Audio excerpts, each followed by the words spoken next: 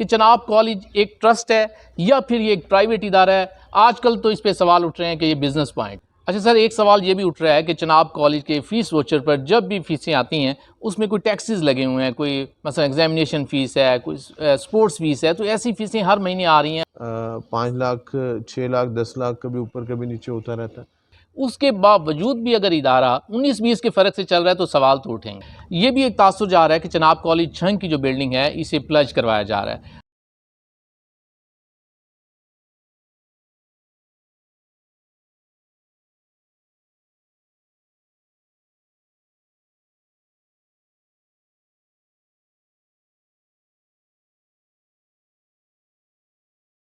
अस्सलाम वालेकुम। प्रोग्राम आपकी आवाज़ के साथ चनाब कॉलेज छंग से आज मैं हूं सैयद अदनान नूर। नाज़रीन, चनाब कॉलेज का शुमार पंजाब के बेहतरीन तालीमी इदारों में होता है। यहाँ से एजुकेशन हासिल करने के बाद आज बहुत से नौजवान पाकिस्तान में जहाँ चनाब कॉलेज का नाम रोशन कर रहे हैं, वहीं वो पाकिस्तान का नाम भी रोशन कर रहे हैं। बहुत से आला ओहदों पर इस वक्त मौजूद हैं, लेकिन आजकल चनाब कॉलेज के खिलाफ एक सोशल मीडिया पर एक प्रोपेगेंडा मुहिम शुरू हुई थी, तो इनके जवाबात लेने के लिए पहली बार मेरे सामने इस वक्त मौजूद हैं जेट के चेयरमैन जनाब अब्दुल्ला खुरम न्याजी साहब। पहले कभी ऐसे नहीं हुआ कि जेट का कोई भी चेयरमैन किसी भी जर्नलिस्ट को कोई इंटरव्यू दे, तो अब्दुल्ला खुरम न्याजी के हम इंतहाई मशकूर हैं कि इन्होंने आज ये हौसला किया और आज हमें ये इंटरव्यू देने लगे हैं। अस्सलाम वालेकुम सर। वालेकुम सलाम जी। अच्छा सर, सबसे पहले तो ये बताएं कि लोग कंफ्यूज हैं कि चनाब कॉलेज एक ट्रस्ट है या फिर ये एक प्राइवेट इदारा है। आजकल तो इस पे सवाल उठ रहे हैं कि ये बिजनेस पॉइंट है। देखें जी, बिज़नेस पॉइंट वो होता है जहाँ से बिज़नेस आप कमाएं। ट्रस्ट की डेफिनेशन ये है कि ट्रस्ट में आप नो प्रॉफिट नो लॉस पे जाते हैं। और ऑफ कोर्स कि ये मैं समझता हूँ तालीमी इदारा है, और इस तालीमी इदारे में जो है हम देख लें, अभी रिसेंटली तनख्वाहें भी हमने बढ़ाई, सारा कुछ किया। मैं बताता हूँ कि कोशिश होती है कि फ़ाइनेंसिस को इस तरीके से डील किया जाए कि सब्सिडाइज रेट, ताकि ज़्यादा प्रेशर बच्चों पे भी ना पड़े, वालिदैन को फ़ीस देनी पड़ती है उनको भी ना पड़े, लेकिन साथ साथ जो है टीचर्स को भी एक मुनासिब पैसे मिलें, उनको उनकी उनकी अर्निंग अच्छी हो, उनकी सैलरी होगी तो वो मोटिवेशन से पढ़ा सकेंगे। तो नो प्रॉफिट नो लॉस के नज़दीक नज़दीक, या थोड़ा सा आप समझ लें कि सब्सिडी दे के सब्सिडाइज तरीके से हम बच्चों को पढ़ा सकें, उनकी कम फ़ीसों में पढ़ा सकें अच्छे स्टैंडर्ड में, और अच्छे टीचर्स को जो है उसके साथ साथ हम मोटिवेट कर सकें। बिज़नेस मॉडल आपको पता है कि टीचर्स जो हैं वहाँ पे प्राइवेट स्कूल्स में अगर हम देखें तो 20,000 में टीचर, 25,000 में टीचर्स, और आपके चनाब कॉलेज में देखें 17, 18, 19, 20 ग्रेड तक एक पूरा सिस्टम है। और ये एक तरफ तो एम्प्लॉयमेंट हो रही है, एक तरफ तो आपके टीचर्स हैं जिनको जॉब सिक्योरिटी चीज़ें हैं सारी, और दूसरी बात अगर हम गैप देखें, हमारे बच्चों को अभी भी 6,000 7,000 अगर पे करना पड़ता है पर मंथ। और वही अगर हम प्राइवेट सेक्टर में जाते हैं, आपके हमारे बच्चे पढ़ते रहे, और आप देखें तो वहाँ पे 25,000 22,000 इतनी जो हैं फ़ीसें हैं बच्चों की, और हमने 6,000 7,000। तो देख लें, प्राइवेट बिजनेस मॉडल अगर होता ऑफ कोर्स, तो यहाँ पे फ़ीस स्ट्रक्चर जो है बहुत ज़्यादा होता, और टीचर से एक्सप्लॉयटेशन होती। क्योंकि एक ट्रस्ट मॉडल है, मींस के हमने 60 टीचर्स हैं उनको भी पे करना ताकि वो मोटिवेशन मिले, साथ साथ जो उनकी फ़ीस है बच्चों की वो भी कम से कम हो सके, ताकि नो प्रॉफिट नो लॉस के करीब अच्छा करीब सर, काम चल आप जब सके। से आए हैं क्या आपने कभी चेक किया अगर ये एक ट्रस्ट है तो इसका कभी कोई ऑडिट रिपोर्ट शाये हुई हो? जी बिल्कुल, इसका इंटरनल ऑडिट होता है, एक्सटर्नल ऑडिट भी होता है, और ऑडिट रिपोर्ट्स जो हैं बिल्कुल हम वो शेयर करने को तैयार हैं। हम बीओजी में, जैसी प्रीवियसली तो ऐसा नहीं होता रहा, लेकिन अभी बोर्ड ऑफ गवर्नेंस में जो है मीटिंग हमारी जब भी होती है अपने बीओजी में, तो हम सारे फाइनेंसेस हर चीज़ शेयर करते हैं, और छोटी से छोटी चीज़ भी शेयर करते हैं, शेयरिंग करते हैं। पब्लिकली भी हम रेडी हैं शेयर करने के लिए, और वेबसाइट में इंशाल्लाह इसको मेरे ख़्याल में होनी चाहिए। अगर चीज़ों में ट्रांसपेरेंसी है, सबको पता होना चाहिए, इसको छुपाने की ज़रूरत नहीं। अच्छा सर, एक सवाल ये भी उठ रहा है कि चनाब कॉलेज के फ़ीस वाउचर पर जब भी फ़ीसें आती हैं उसमें कोई टैक्सेस लगे हुए हैं, कोई मसलन एग्जामिनेशन फ़ीस है, कोई स्पोर्ट्स फ़ीस है, तो ऐसी फ़ीसें हर महीने आ रही हैं। अगर किसी के 4-5 बच्चे यहाँ पढ़ते हैं तो 5-6 हज़ार रुपया हर माह चनाब कॉलेज को जा रहा है, जबकि पहले ये होता था कि 3 माह बाद वाउचर आता था और उसमें 200-300 रुपया अगर लग जाता तो फ़ील नहीं होता था। तो ये कैसे प्लानिंग हुई? इससे इसका वो इसे समझते हैं कि ये भी ऐसे ही है जैसे बिजली के बिलों पर टैक्स लग के आते हैं, चनाब कॉलेज की फ़ीस में भी ऐसे टैक्स शामिल हैं। देखें, जिसको हमें समझना पड़ेगा, मैंने पहले बताया कि this is not a business model तो नहीं है, और इसको ट्रस्ट ही आप समझे। अच्छा, जब मैं आया यहाँ पर, और सबसे बड़ी बात थी कि जी यहाँ 15,000 भी टीचर्स को दे रहे हैं, 17,000 का टीचर भी, एक टीचर लाख रुपया भी ले रहे हैं। और एक बंदा जो है, एक उस्ताद जो है, वो 3 साल बाद 18वें में प्रमोट हो गया, और एक उस्ताद जो है वो 28 साल में प्रमोट ना हो पाए। तो इस डिस्क्रिमिनेशन को ख़त्म करने के लिए हमने सिस्टम बनाया और कोशिश की कि हम एक टाइम स्केल प्रमोशन सिस्टम बनाएं। टीचर ने तो उधर ही पढ़ाना है, लेकिन टाइम स्केल प्रमोशन दें, उनका राइट है कि एक ख़ास टाइम के बाद प्रमोट हो। बीओजी ने उस पर बड़ा ज़बरदस्त काम किया और उसको हमने मिलकर एक यूनिफॉर्मिटी के साथ सिस्टम बनाया। अभी उस सिस्टम की वजह से प्रमोशन हुए थे, ऑलमोस्ट तकरीबन 30% इंक्रीज़ हो गई सैलरी, और फिर गवर्नमेंट ने 30% इंक्रीज सैलरी कर ली, और अल्टीमेटली 60% जो है आपका सैलरी बजट बढ़ा। वो सिर्फ मैं समझता था कि हमारी सोच थी, और इसमें बोर्ड के मेंबर्स ने कहा भी सही कि आप इतनी सैलरी ना बढ़ाएं, और लेकिन विजन हमारा ये था, सोच हमारी ये थी कि जब तक उस्तादों को अच्छा देंगे नहीं। और दूसरी तरफ क्या हो रहा था, ऑफ कोर्स कि कोई सिस्टम नहीं था स्कॉलरशिप का, और साथ साथ ही आप देखें कि जो आगे डी साहब ने साइन कर दिए, अलाउ अमीर भी है, कुछ भी है, किसी अफसर का बेटा है या किसी भी पासर बंदे का बेटा है या रिश्तेदार है, तो वो एक ओबलाइजिंग सिस्टम वो हमने ख़त्म किया। स्कॉलरशिप, मेरिट बेस्ड स्कॉलरशिप, के बच्चे अर्न करें स्कॉलरशिप। अगर गरीब के बच्चा भी है तो बिल्कुल ठीक है कि स्टैंडर्ड में पढ़ाई भी करे। और सेकेंडली जो है, अगर अमीर का बच्चा भी है, अगर वो टॉप कर रहा है तो उसको इंक्रीमेंट होनी चाहिए, उसका एक्सपेंडिचर जो है अदारा अफोर्ड करे। तो आप हमारी स्कॉलरशिप देखिए, हमने इसको सर्टेन सीट्स जो हैं मुख्तलिफ क्लासेस की, उसको इंट्रोड्यूस कराया। मैं अब आपके जवाब की तरफ आता हूँ कि ये फ़ीसें, टैक्सेस ये पहले के लगे हुए सारे ऑफ कोर्स, और आप देख लें अभी, अगर मैं सही कह रहा हूँ तो 3.25 करोड़ जो है, 3.25 करोड़ तकरीबन हम, मैंने कल साइन किए, एग्जैक्ट फिगर जो है चेक करके बता सकते हैं कि सिर्फ सैलरीज के बजट, और आप दूसरी तरफ इनकम जो है वो भी ऑलमोस्ट तकरीबन इतनी ही है। तो हम तकरीबन एक माइनर प्रॉफिट पे जा रहे हैं इस टाइम, और इस पर हम चाहते हैं, तो मेरी बात सुनिए, तो हम आराम से वो अगर वो वहाँ टैक्सेस लग चुके हैं, पीछे से चला आ रहा है, उसी को हमने टैक्सेस लगाए, वो फीसों में भी मर्ज कर सकते हैं। अल्टीमेटली लेकिन इशू नहीं फीसें है। भी बढ़ रही हैं, जैसे ही कोई वोचर आता है देखें फीसों देखें में ये इजाफा। चीज़ आपको अच्छा सर, अंडरस्टैंड एक करना साइड पर पड़ेगा। आप मैं कह रहे आपको हैं। इसको क्लियर करना चाहूँगा।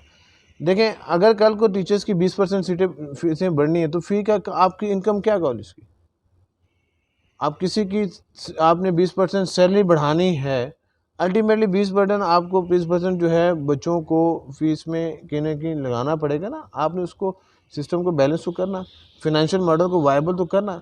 कल को ऐसा नहीं हो सकता कि आप सैलरी दे रहे हो और जो है उसके बाद जो है उतनी आपको इनकम ना हो, एक्सपेंडिचर मीट ना कर सके। तो इस वजह से जो है इस चीज़ को देखें। अभी भी मैं अपनी मिसाल देता हूँ, अच्छा सर, बेकन मैं यहाँ बात करूँ, जी फिर हम चलते हैं चनाब कॉलेज की सोर्स ऑफ इनकम पर। ठीक है। तो इसकी सोर्स ऑफ इनकम आप क्या समझते हैं कि कौन कौन से इसके ज़राए हैं जहाँ से इसे पैसे आ रहे हैं? लोगों के ज़हन में ये चल रहा है कि इसके पास बड़ी सरकारी ज़मीन है जो चनाब कॉलेज के नाम है, ज़रूरी ज़मीन इसके पास है, फ़ीसों की मद में इससे पैसे आ रहे हैं, ट्रांसपोर्ट की मद में यहाँ पैसे आ रहे हैं, उसके अलावा मसलन स्विमिंग पूल की फ़ीसें हैं, इस किस्म की स्पोर्ट्स की फ़ीसें हैं, एग्जामिनेशन फ़ीसें हैं, वो इसे सोर्स ऑफ इनकम समझ रहे हैं। चनाब कॉलेज के टूर्स बाहर जा रहे होते हैं हर दूसरे तीसरे महीने, वहाँ से बचत हो रही होती है। उसके बावजूद भी अगर इदारा 19-20 के फ़र्क से चल रहा है तो सवाल तो उठेंगे सर। देखें, आपको पता होना चाहिए कि अभी फरवरी में ज्वाइन किया, आपका मार्च भी, आपका अप्रैल भी, मई भी आप खसारे में थे। 60% सैलरीज इंक्रीज़ करके सिस्टम स्ट्रेटन किया, अब आप खसारे में नहीं, प्रॉफिट में। वो ठीक है, प्रॉफिट में बिल्कुल आपने जैसे पहले बताया कि फ़ीसें भी आपने तब ख़त्म की ना, जो खत्म एक्स्ट्रा लोगों की फ़ीस एक्स्ट्रा माफ़ी। लोगों को यूनिफॉर्मिटी के साथ की। अब इसकी इनकम में हम आज इनकम कहाँ से होनी है इनकी? देखें, हमने बहुत सारी गाड़ियाँ लीज पे, और बैंक को इंस्टॉलमेंट जानी होती है। ठीक है, वो एक बजाय इसके कि प्रिंसिपल अमाउंट सारी की सारी लगा दें, आपको बैंक से लीज़ करानी चाहिए, और सर्टेन अमाउंट जो है देनी होती है। इवन अगर ट्रांसपोर्टेशन यूज़ नहीं भी हो रही तो आपको देनी है। सेकेंडली, ट्रांसपोर्ट में हम नो प्रॉफिट नो लॉस पे हैं, या फिर मामूली सा कुछ आप समझ लें, 5 लाख, 6 लाख, 10 लाख, कभी ऊपर कभी नीचे होता रहता है। तो सोच यही है कि आप खुद भी देख लें कितने फ्यूल की प्राइसेस हैं, आपने गाड़ी की वेयर एंड टियर है, उसके अलावा आप मुलाजमों की तनख्वाहें हैं, सब कुछ डालने की बात करते हैं। सेकेंडली, आपके चुनाव कॉलेज की सोर्स ऑफ इनकम अभी पीछे एक लैंड है, जिस पे एनालिसिस किया हमने। मेरा था कि हम इसको ठेके पे दे दें, क्योंकि इसमें एग्रीकल्चर ऑफिसर्स रखे हुए हैं, बहुत सारी भर्तियाँ पहले हो चुकी हैं, ओवर स्टाफिंग हमारी हो चुकी है जी पहले जी। भी, उसमें कोई शक नहीं। तो उसको ख़ास तौर पे हमने एनालाइज़ किया और देखा लास्ट टाइम बम्पर क्रॉप हुई, और अगर हम ठेके पे देते हैं उससे ज़्यादा हमारा नेट प्रॉफिट था। तो उस पे भी हम देख लें कि आप कितना आपका इनकम है। सर अच्छी खासी इनकम तो है ना उसकी, रेवेन्यू तो जनरेट हो रहा है देखिए इदारे के वो लिए। आपकी इसमें आ रही है ना, वो आपके रिसोर्सेज में आ रहे हैं, वो आपके रिसोर्सेज में ही आ रहे हैं, आपके रिसोर्सेज में आ रहे हैं। और इसके अलावा जो है अकाउंट्स जो हैं वो रखे हुए हैं हम लोगों ने, जो है सेविंग अकाउंट्स में, ताकि वो पर मंथली जो है आपको टर्नआउट भी आता रहता है। कुछ जीपी फंड वगैरह आपके देखें, आपने एक्सपेंडिचर मीट करने हैं, आपको जीपी फंड भी चाहिए। एहलकारों को, टीचर्स को अब जीपी फंड एडवांस में निकलवाते हैं, वो भी उनको जमा, उनको इधर से निकालते हैं। को फौत होता है तो उसकी फनरल ग्रांट और उसके बाकी एक्सपेंडिचर्स, फिर रिटायरमेंट पे जो खास एक लमसम अमाउंट देते हैं, अल्टीमेटली वो आपका एक ख़ास अमाउंट है जिसको आप जो है फर्दर टीडीआर में करा के उससे प्रॉफिट कमाते हैं, उसी प्रॉफिट से दे रहे होते हैं। अच्छा सर, ये और बड़ा कंफ्यूज सा सिस्टम नहीं है? एक साइड पे जितने इसके रूल्स यहाँ लागू हैं वो ऐसे लगता है जैसे सरकारी हों। मसलन टीचर्स के स्केल्स अपग्रेड हो रहे हैं, उनकी पेज, उनके जीपी फंड, उनकी पेंशन, ये तो सरकारी टच लगता है। जबकि दूसरी साइड पर हम कहते हैं कि ये ट्रस्ट है। जब ट्रस्ट है तो फिर उसमें फ़र्क कोई वाज़े नहीं हो रहा कि ये है क्या असल में। देखें, अब सिस्टम तो आपका शुरू से चला और अल्हम्दुलिल्लाह इसने, चिनाब कॉलेज ने आपको डिलीवर भी किया हमेशा से। अब ऑल टुगेदर अगर हम सारे टीचर्स ग्रेड ख़त्म करके दोबारा सिस्टम बनाएं तो फिर भी नहीं हो सकता। अब जो सिस्टम बना हुआ है, इतने सालों से चला रहा है, हमें उसके अंदर रहना पड़ेगा। तो हम क्या कर सकते हैं, हमारे पास ऑप्शंस क्या हो सकते हैं? ऑप्शन यही हो सकते हैं कि उसको जो अपने अदारे हैं उसको फाइनेंशियली वायबल कराया जाए, उसको सिस्टम को देखा जाए, और कम बर्डन पेरेंट्स पे बढ़ेगा। मुझे तो ये भी कोई कहानी आती है कि जी पता नहीं मज़ीद बढ़ाने लगे। मज़ीद क्यों बढ़ाएंगे भाई? जब अगले साल जो है सैलरीज बढ़ाने पड़ेगी, हो सकता है कि सैलरीज ना बढ़ाएं, क्योंकि अभी रिसेंटली 60% सैलरी तो तकरीबन सब लोगों की बढ़ी है, और मिनिमम वेज भी हमने कम किए। यहाँ पे 8,000 पे 10,000 पे लोग थे। अब 10,000 पे कौन सी फैमिली सर्वाइव कर सकती है अल्टीमेटली? नहीं हो सकता। तो वो सिक्योरिटी गार्ड्स हैं, वो अगर करना है तो आपने किसी को करना है तो कम से कम मिनिमम वेज पे तो रखें।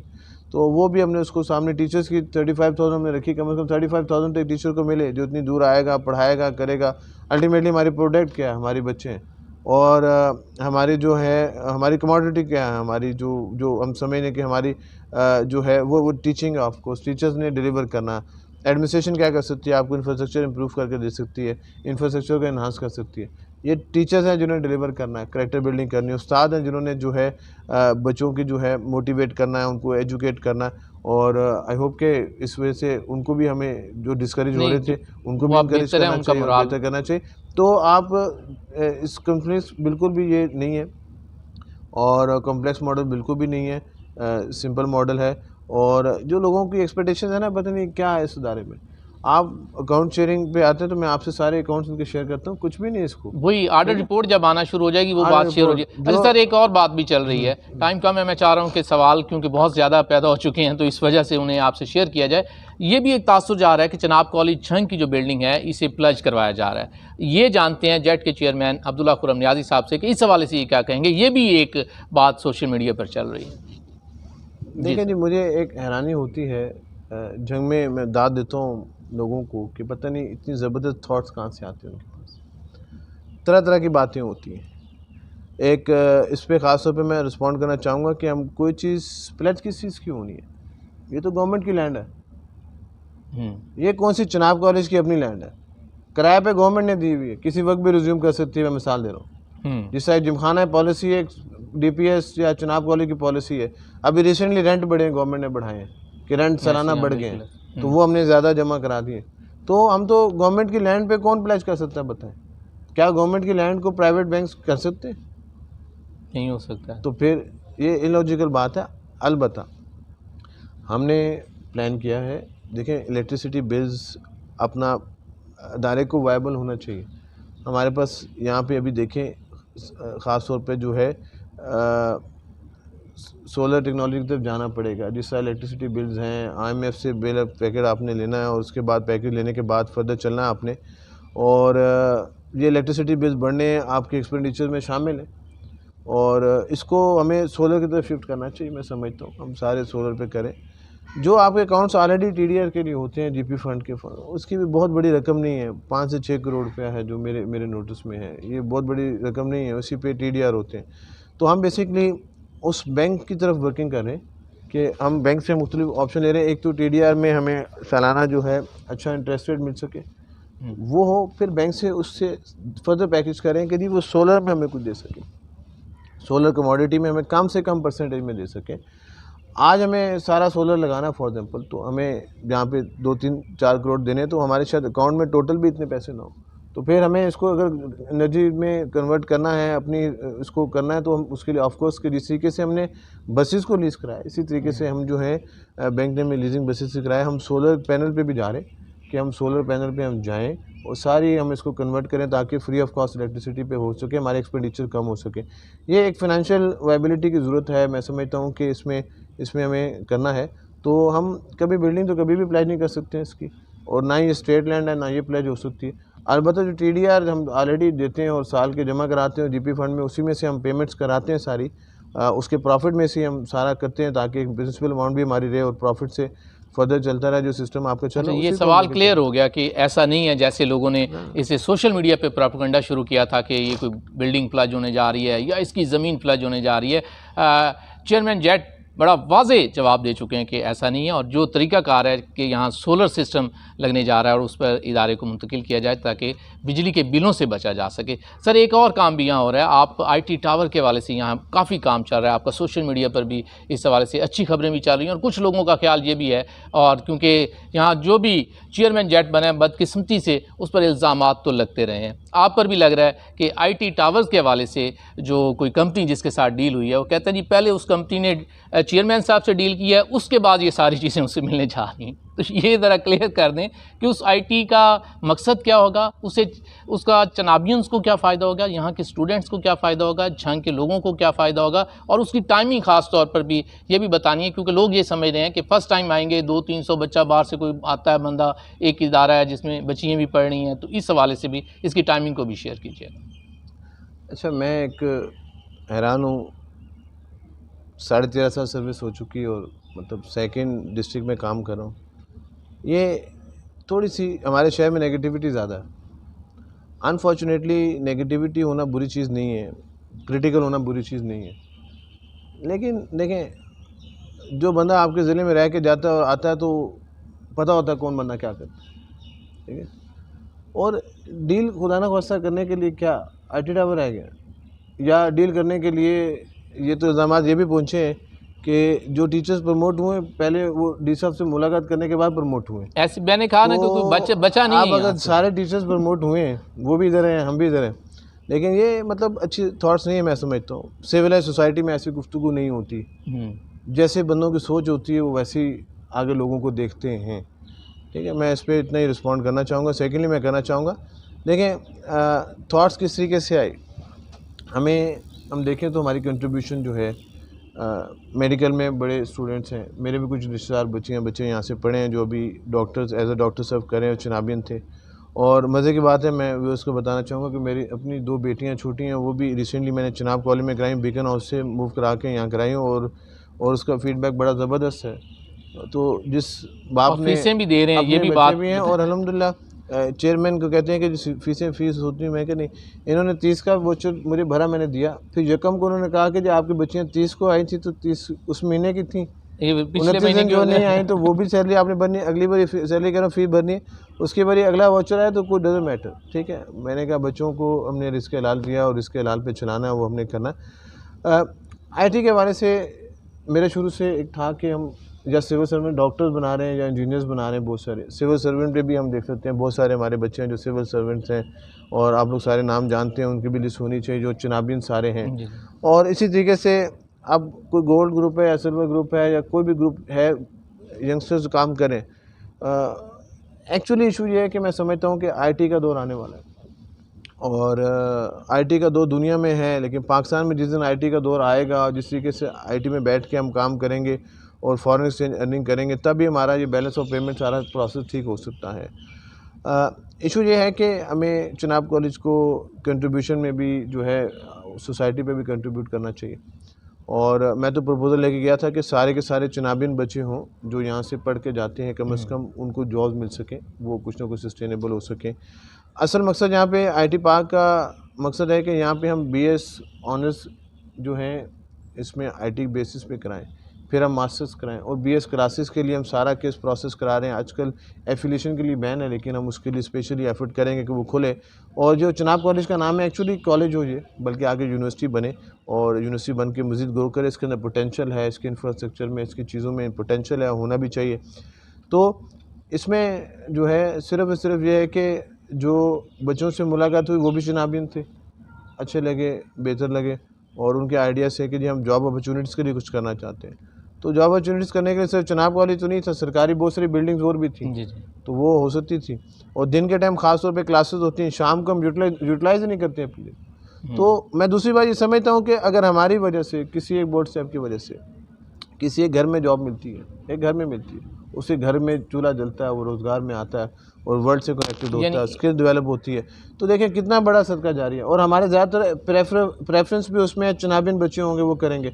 अच्छा, ये इवनिंग क्लासेस होंगी, ये बात हम क्लियर कर रहे हैं कि इवनिंग क्लासेस हैं, ये फर्स्ट टाइम तो है ही नहीं, यूज़ ही नहीं हो रही, हो ही नहीं। ये बात आपके लिए, उन लोगों के लिए जो बार बार कह रहे हैं कि फर्स्ट टाइम ये क्लासें होंगी और डिस्टर्बेंस होगी, ऐसा नहीं है। ये आईटी के हवाले से जो यहाँ पार्क बन रहा है उसमें जो भी काम होगा वो सेकंड टाइम के लिए है, उस वक्त सेकंड टाइम के लिए। और प्रेफरेंस जो है हमारी चनाबिन बच्चों की होंगी जो जॉब्स करेंगे, फ़ौरन से अर्निंग होगी और हर चीज़ ट्रांसपेरेंट होगी। इसमें जो है, अगर इसमें ऑफ कोर्स इस बिज़नेस में प्रॉफिट है कोई शक नहीं, और शुरू में तो नहीं है। और जैसे आप इस्टेब्लिश होते हैं और आपको ज़्यादा आप वर्ल्ड में इंटरेक्ट होंगे, ज़्यादा आप इंडस्ट्री के अंदर जाएंगे और इन द फ्यूचर इसमें अर्निंग भी है ऑफ कोर्स। तो हर चीज़ जो है एमओयू में डिफ़ाइन किया गया है। अर्निंग है तो वो कॉलेज में जानी है, कॉलेज के अकाउंट में आनी है, हर चीज़ ट्रांसपेरेंट तरीके से चलनी है। और ग्रुप जो बना है वो सी टेक के नाम पे है, कोई गोल्ड ग्रुप नहीं है, कोई चनाब कॉलेज नहीं है, चनाब टेक के नाम पे बना। तो ये दिस इज़ चनाब टेक, हमारा चनाब का जो लोगो ये आगे चलेगा इंशाल्लाह। अभी शुरू में 40 बच्चों को जॉब्स मिलेंगी, उनके इंटरव्यूज़ हो रहे हैं, उनकी मेरिट पे सिलेक्शन हो रही है, कोई इंटरफेरेंस नहीं हो रही, और उनको जॉब्स के लिए धकेल दिया जाएगा। इंशाल्लाह जॉब्स करेंगे, फिर साथ साथ मज़ीद बढ़ते हैं। तो ये इंशाल्लाह 400 भी हैं, 4000 भी हैं। अगर हमें यहाँ से इनकम होती है कॉलेज को, जो कि मैं समझता हूँ बीएस इवनिंग क्लासेस, बीएस जब भी शुरू होंगी वो इवनिंग क्लासेस अच्छा, में ये हम होंगी। कह सकते हैं कि चनाब कॉलेज का नेक्स्ट स्टेप जो आपने सोच रखा है, यहाँ बीएस की क्लासेस होंगी, बीएस क्लासेस आईटी की, आईटी में मेरा जो आगे विजन है कि अभी तो हमने स्टार्ट किया ना, आपको कह रहा है अमेजन काम है, फलाना, अमेजन काम नहीं है, कस्टमर सर्विसेज ज़रूर हैं, लेकिन ये आपके मेडिसिन की फील्ड में भी हो सकता है। सर जब हमारी अपनी आईटी इंडस्ट्री बनेगी, जिसका हम आईटी पार्क का हम समझे पहली ईंट है, जहाँ पे बीएस की आईटी होगा, एमएस आईटी हम जब करा सकेंगे, हमारे अपने सॉफ्टवेयर इंजीनियर्स होंगे, और उस टाइम हम तो पता नहीं कहाँ होंगे, लेकिन बहरहाल आप देखिएगा, जो प्रोग्राम आप सेव रखिएगा इंशाल्लाह। ये जो पहले ईंट रखी है, इससे आईटी का हमारा एक सोच सामने आएगी, और फिर सॉफ्टवेयर अपने इंजीनियर होंगे, गेम्स डेवलप करें, सॉफ्टवेयर डेवलप करें, वेबसाइट डेवलप करें, और ख़ास तौर पे जो है वर्ल्ड में कंट्रीब्यूट करें, क्योंकि आईटी में कंट्रीब्यूट करके आप फॉरेन एक्सचेंज कमाते हैं, तो अपने मुल्क के लिए बड़ी खिदमत है और शहर के लिए भी। ये आईटी वाला सवाल भाई आपका क्लियर हो गया, आप लोगों ने जो सवाल किया थे, और व्हाट्सएप ग्रुपों में जो चल रहे हैं, जो पेरेंट्स मुख्तलिफ सवालात कर रहे हैं फ़ीसों के हवाले से, वो भी हमने कर लिया। लेकिन एक सवाल सर और भी चल रहा है, माज़रत के साथ इस वक्त प्रिंसिपल साहब भी मेरे साथ सामने ही हैं, लेकिन उन पर भी बहुत से सवालात उठ रहे हैं, और उन्हें लोग ये समझते हैं कि वो इतने बड़े इदारे चलाने के शायद काबिल नहीं है, या उनका जो एक्सपीरियंस है इस हवाले से नहीं है। तो इस हवाले से आप क्या कहेंगे? देखें जी, जिस सोशल मीडिया अकाउंट की आप बात करते हैं, मैं उसको क्या बात करूं, आप उसकी तहकीक करें, आप तो साफ़ी हैं। क्या मेरे से पहले कुछ भर्तियाँ हुई और फिर निकाल दिया गया? अगर उसके ग्रुप एडमिन, उस ग्रुप के, जिस ग्रुप की आप निशानदेही करें, जिस किसी को निकाला वो एडवोकेट हैं और उनके वो मतलब हस्बैंड हैं, और वो कहते हैं कि जी वाइफ को दोबारा से रीइंस्टेट कर लें, तो फिर हम बड़ी पॉजिटिविटी तरफ जाएंगे। अदरवाइज़ जो है इल्ज़ामात लगाएंगे डीसी पे भी और प्रिंसिपल भी, तो मेरे ख्याल में हम क्या ब्लैकमेल होके इस तरीके से दोबारा से कोई भर्तियाँ करें जो पास में हुई थी? प्रेशर ग्रुप्स में आके, प्रेशर्स में आके हम भर्तियाँ करें, दोबारा से उन लोगों को रीइंस्टेट करा दें जो पिछले डीसी ने कुछ अगर बेहतर बोर्ड स्टेप लिया तो उसके साथ स्टैंड करना चाहिए। और दूसरी मेरा सवाल है वो प्रिंसिपल साहब के हवाले से। प्रिंसिपल साहब के हवाले से इज़ वेरी कॉम्पिटेंट। देखें, रिटायर, हमारे आर्मी से रिटायर हुए हैं, इज़ वेरी कॉम्पिटेंट और फेयर बंदे। उनका इस शहर में क्या स्टेक है? मेरा इस शहर में क्या स्टेक है? प्रिंसिपल का क्या स्टेक है? मैं सारे व्यूअर्स को कहूँगा कि ये चनाब कॉलेज ना आपके बच्चों ने पढ़ना, मेरी पोस्टिंग सुबह मेरी ट्रांसफ़र होती है, मैं किसी और शहर में सब बस्ता बांध के जाऊँगा, बच्चे मेरे उसी दिन यहाँ से सर्टिफिकेट लेके चले जाएंगे। इस शहर में आप लोगों ने रहना है, इस शहर में आपके बच्चों का, उनका कैरियर बनना है, उनके बच्चों ना उनका कैरियर बनना है। प्लीज़ आप इसकी इज़्ज़त करें, इस इंस्टीट्यूशन की। आप चेक करें, हमारे बीओजी मेंबर्स कुछ हैं ऐसे जिनके 2-2 बच्चे सीएसपी हुए हैं, जिनके बच्चे जो हैं डॉक्टर्स बने और मैं उस फैमिलीज़ को जानता हूँ, मेरे रिलेटिव हैं जो यहाँ से डॉक्टर्स बने। और एक पिछले दिन एक हमारे पास के कुलीग थे, वो कहते मैं चनाबियन हूँ, बहुत से लोग राब्ता करते हैं, एलुमनाई आपके जितने भी यहाँ देखें उनको, इस अदारे ने बनाया उनको। सर बड़ी और जंग में अगर मैं इस देखें इस शहर का आप अपने शहर की हालत तो देखते, फरवरी में आप अपने शहर की हालत तो देखते, आप देखें दिन रात एक। अच्छा, ये एक अलहदा इंटरव्यू होगा, ये जो शहर की हालत है इस पे तो हम एक अलहदा गुफ्तगू करें। अच्छा सर, बीओडी पे बात आप वही हालात चनाब कॉलेज के भी अगर हम सीधे होने जा रहे हैं और अगर हम प्रेशर में नहीं आ रहे कि गलत रिक्रूटमेंट नहीं करनी, गलत काम नहीं होने, उसके लिए अगर कोई भी ग्रुप बन जाता है और ग्रुप में इस तरह की गुफ्तगू शुरू होती है, तो मैं चाहूँगा पेरेंट्स से भी प्लीज़ अवॉइड करें इस तरीके से कॉन्स्पिरेसी से। इस कॉलेज जहाँ बैठे हैं, इतना शानदार कॉलेज है, आपके बच्चों का इसका फ्यूचर इसमें मुश्किल। सर आखिरी सवाल, बीओडी का इस इदारे के लिए क्या रोल है, उसका काम क्या है और उसमें कौन कौन से लोग शामिल हैं जो इस इदारे को मेन चला रहे हैं, इन पे ज़रा आप रोशनी डाल दें क्योंकि बीओडी पे भी बहुत से सवालात उठते हैं। इस हवाले से आप देखें, यहाँ पे ना सवालात बहुत उठते हैं आपकी जंग में, जवाब कम ढूंढे जाते हैं, ठीक है। ओवरऑल जवाब लेने के लिए मैं अकेला बंदा फिर हूँ, काफ़ी कोशिश करता हूँ, कभी सियासतदानों से अब मैं आपकी बात सुनता हूँ, अब आप मुझे भी सुनिए। देखिए सवालात तो यहाँ पे बहुत उठते हैं। आपका शहर बड़ा अच्छा है, लोग मोहब्बत करने वाले हैं, रिस्पेक्ट देने वाले हैं, लेकिन उनको चाहिए वो जवाब ढूंढे, वो हकीकत पे जाए, हर बंदा उसको एनालिसिस करे, एनालिसिस करने के बाद फिर उसको परखे क्या वो सही है गलत है। अगर वो बात सही है उस पर खड़ा हो, स्टैंड करे, इंसान का करेक्टर जो होता है। अगर तहकीक करे वो बात गलत है तो जो बंदा गलत बात कर रहा है उसको शटअप कॉल देनी चाहिए, ठीक है, और कहना चाहिए कि इस इदारे को ख़राब ना करें। तो आपका सवाल मिस हो गया इस चक्कर में, क्या था आपका सवाल? बीओडी का रोल क्या है? और बीओडी का रोल देखें, चेयरमैन ने एडमिनिस्ट्रेटिवली इसको रन करना, एडमिनिस्ट्रेटिवली फाइनेंशियल मैटर सारे चेयरमैन ने और जेट के पास हैं ऑफ कोर्स, और जितने भी विद इन इंस्टीट्यूशन जितने भी फाइनेंशियल मैटर्स हैं, ये प्रिंसिपल दे आर एम्पावर्ड और इनकी अपनी फाइनेंशियल टीम है जो उसको देखती हैं। जो बीओजी में जो है जो ओवरऑल पॉलिसीज़ बनती हैं, बीओजी का रोल है कि जी आप महीने बाद 2 महीने बाद लेके आते हैं और कोई रूल्स, कोई अमेंडमेंट, कुछ चीज़ें जितनी भी हैं वो लेके जाते हैं। तो बीओडी के मेंबर्स हमारे ख़ास तौर पे जो हैं बहुत सारे मेंबर्स हमारे हैं, इसमें हमारे डॉक्टर साहब हैं, बड़े ज़बरदस्त हैं, हमारे पास डार साहब हैं, बड़े वोकल हैं, बड़े ज़बरदस्त हैं, सबके डार साहब हैं, लेकिन बड़े फेयर लोग हैं। डॉक्टर अरशद साहब हैं, बड़े ज़बरदस्त हैं। डॉक्टर परवेज साहब हमारे पीपीएससी में भी चेयरमैन भी एक्टिंग रह चुके हैं जी और बड़े ज़बरदस्त हैं और मैं समझता हूँ बड़े फेयर आदमी हैं, बड़ा अच्छा उनका नाम है। और उसके अलावा जो है हमारे उमर खान साहब हैं, अभी उनको रिसेंटली अपॉइंट किया गया था 8-9 महीने पहले, और मैं समझता हूँ कि उनके अपने बच्चे सारे के सारे चनाबिन हैं और उनका बड़ा ज़बरदस्त कंट्रीब्यूशन है, उनके बच्चे भी माशाल्लाह काफ़ी उन्होंने ग्रो किया। तो वो भी एक ओवरऑल जो है हमारे शहर में ख़ास तौर पर जो है उनकी बड़ी कंट्रीब्यूशन है और मैं बड़ी दिल से उनकी इज़्ज़त करता हूँ। जिस तरीके से उन्होंने जिमखाना में और बाकी इशूज़ में उन्होंने साथ दिया है, जो ऐसे प्रोजेक्ट्स को साथ लेके चले हैं बड़ा पॉजिटिविटी के साथ, शहर में पॉजिटिव लोगों का होना बहुत ज़रूरी है मैं समझता हूँ। तो बीओजी के मेंबर्स बड़े ज़बरदस्त हैं, बड़े पॉजिटिव हैं। हाँ, एक बात ठीक है, कड़वे ज़रूर हैं। अगर डीसीपी कोई गलत चीज़ लेके आता है, पास में भी आप देख लें बीओडी के अगर कोई गलत चीज़ लेके आए तो उन्होंने क्रिटिसाइज़ किया, खुल के किया और नहीं छोड़ा डीसीस को भी। तो लेकिन मुझे तो बड़े ज़बरदस्त मिले क्योंकि हमने कभी कोई ऐसी अपना एजेंडा था नहीं, इंस्टीट्यूशन की बेहतरी के लिए बात की तो ज़बरदस्त किया। एक आपका रिक्रूटमेंट का सवाल भी जो है मेरे ख्याल में आपने भी करना। जी, इसी तरह के जो आपने इसमें लोगों को हायर किया है उसमें भी लोग ये समझते हैं कि ये भी सिफारिश बेस पे हो रहा होता है और कुछ लोगों को निकाला गया इदारे से, इस पर भी बहुत से लोग नाराज़ हैं। तो उनके निकालने की वजूहात क्या थी और जो लोग रखे जाते हैं उन्हें किस तरह, वो क्राइटेरिया क्या है? देखिए, पहले तो कोई क्राइटेरिया नहीं था। एक एप्लीकेशन ने डीसी ने लिखा he is appointed from now, his salary will be 1 lakh तो 1 लाख सैलरी, तो देयर इज़ नो प्रोसीजर। अब हमने पहली बार जो है रिक्रूटमेंट का एक प्रोसेस रखा है कि एंट्रेंस एग्ज़ाम होगा, उसके सर्टेन मार्क्स होंगे, देन हम एक इंडिपेंडेंट जो है टीम रखेंगे जो उसकी डेमो की असेसमेंट होनी। इंडिपेंडेंट हम यहाँ से एक आधा टीचर यहाँ से लेंगे, बाकी बाहर से टीचर लेके, और वो बुलाएंगे पूरा पैनल, और वो उस तरीके से उनके टेस्ट लेके उसकी करेगा। फिर उसे मैट्रिक में एफएससी के एमएससी के कितने मार्क्स हैं उनके इंक्लूड होंगे। इंटरव्यू में 5 नंबर रखे। इंटरव्यू में चांस होता है कोई बंदा अप्रोच हो सके।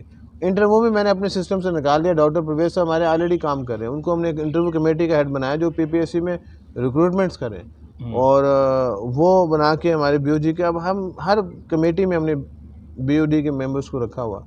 क्यों? वो प्राइवेट लोग हैं, उनका इस इदारे से मोहब्बत है, इस इदारे के लिए है, उन शहर में रहना है, उनका सरकार से कुछ लेना देना नहीं, तो वो विटनेस बनेंगे। वो एक शहर जब विटनेस बनता है ना आपका, ऑफ कोर्स उसको भी कॉन्फिडेंस होता है, आपको भी कॉन्फिडेंस आता है कि जी कम से कम वो लोगों को आगे बता सकते हैं कि जी यहाँ पे क्या सिस्टम चल रहा है। तो बिल्कुल 100% मेरिट पे जी, जो पहले भर्तियाँ होगी सो होगी।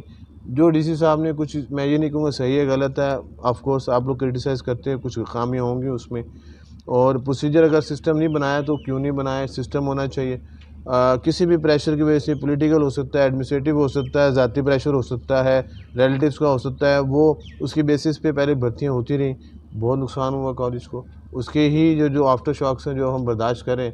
तो अब जो है हमने कोशिश की है कि हम एक सिस्टम बनाएं, मेरिटोक्रेसी हो, जो 8 साल सर्व कर लिया प्रमोट हो जाए, एक सर आपकी प्लानिंग बहुत अच्छी है। ये इदारा झंग के सियासतदानों से बचा रहा। पिछले दौर में इस पर कोई ऐसा लेबल हम ये नहीं कह सकते कि सियासतदानों ने कोई बहुत ज़्यादा इसमें इंटरफेरेंस की हो। मैं आपको बात बताऊं कि मेरी पर्सनल गुडविल जो है इस इदारे की वजह से बहुत ख़राब हुई, क्योंकि जो पहले सिस्टम चल रहा था कि बच्चों की फ़ीस माफ़ करा दें, ओब्लाइजिंग सिस्टम, टीचर्स रख लें, भर्तियाँ कर लें, ओब्लाइजिंग सिस्टम।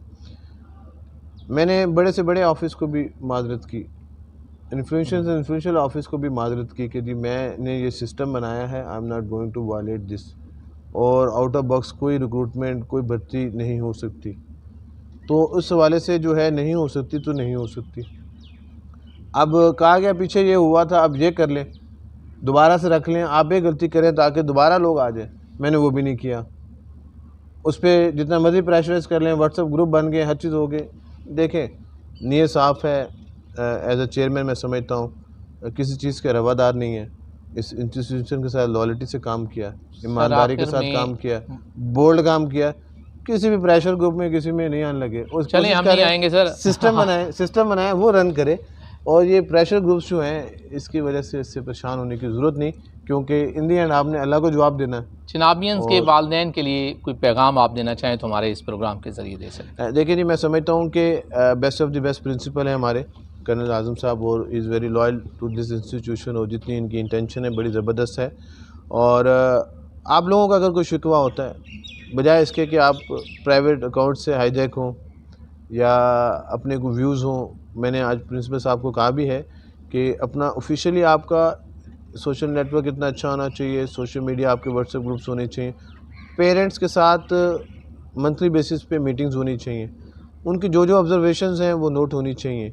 और मैं ख़ुद भी अब एक पेरेंट हूँ, इधर मेरे बच्चे भी 2 पढ़ते हैं, तो मेरे पास अब डायरेक्टली फ़ीडबैक भी आ रहा है कॉलेज का, चीज़ हर पेरेंट्स के पास भी आ रहा होगा। वो प्लीज़ हमसे ज़रूर शेयर करें आप के बच्चों का मुस्तकबिल, और आपके इस स्कूल का, इस कॉलेज का मुस्तकबिल, आपका ये शहर में बड़ा अजीज़ है।